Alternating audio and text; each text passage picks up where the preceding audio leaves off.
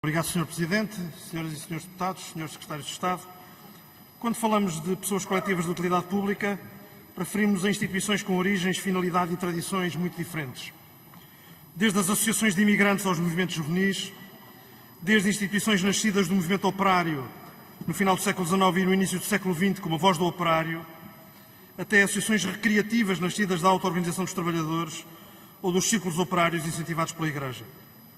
Desde grandes fundações culturais que durante décadas foram pilares essenciais de uma política cultural que ocupava os vazios do Estado, como a Gulbenkian, até associações culturais de bairro que quiseram promover as comunidades territorialmente relegadas de uma voz própria, de serviços que faltavam, de espaços culturais e de formação, como a Moinho da Juventude, fundada na década de 80 do século XX, por um casal que se instalou na Amadora depois de outras paragens militantes.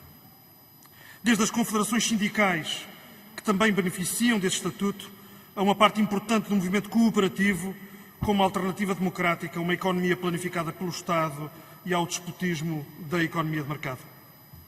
Desde as misericórdias com uma antiquíssima tradição religiosa e assistencial, às CERCIs, nascidas depois da Revolução, pela mão de amigos e familiares de pessoas com deficiência, na urgência de criar uma resposta digna que não existia para as pessoas com deficiência.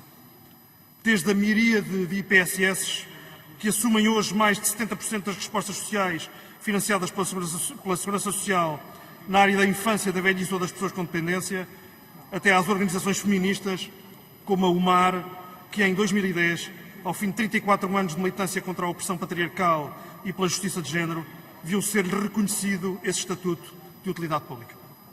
Este estatuto é, assim, uma forma justa de reconhecimento do papel que estas organizações têm na nossa sociedade.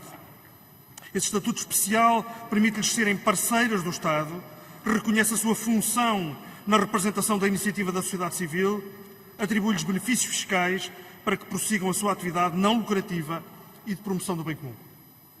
Apesar desta grande diversidade, nada temos contra que se possam uniformizar procedimentos, como o Governo agora propõe, relativamente ao reconhecimento deste estatuto.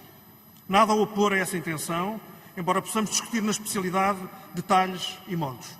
Sobretudo, parece-nos que deve ser sublinhada, como ainda agora fez o Sr. Deputado Pedro Delgado Alves, parece-nos que deve ser sublinhada com mais clareza, como contrapartida do estatuto que o Estado reconhece, a exigência de cumprimento de regras de transparência e de publicidade nas direções, nas contas e na evidência do apego ao bem público que preside às iniciativas.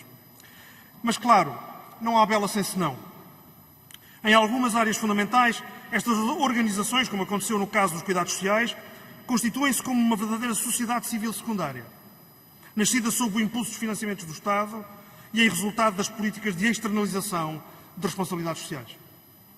Na realidade, quando se impede que a Segurança Social financie creches públicas ou lares públicos ou centros de dia públicos, estimula-se a criação de um imenso setor social privado que depende do financiamento do Estado, mas que não tem as mesmas regras, as mesmas exigências e o mesmo escrutínio que são exigidos ao serviço público.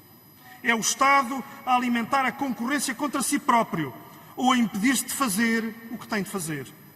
Se reconhecemos o papel fundamental da sociedade civil organizada, não nos reconhecemos num modelo que a invoca para desresponsabilizar o Estado pela garantia de direitos essenciais através de serviços públicos fortes e ágeis, alimentando assim respostas que são remetidos para o campo da assistência ou da ajuda social, quando deveriam assumir a natureza de ação pública para o respeito dos direitos sociais.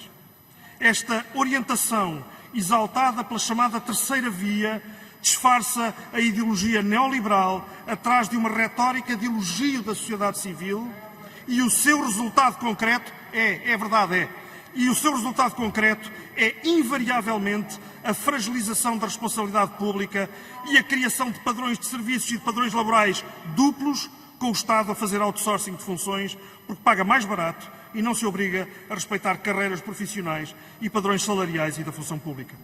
O mesmo se pode dizer de algumas fundações. Vou terminar, Sr. Presidente. O mesmo se pode dizer de algumas fundações que dependem totalmente do Estado, mas cuja gestão escapa ao controle público. Mais ainda, que foram criadas para aplicarem à realização de funções públicas os princípios da gestão privada. O resultado, e termino, Sr. Presidente, conhecemos-lo bem.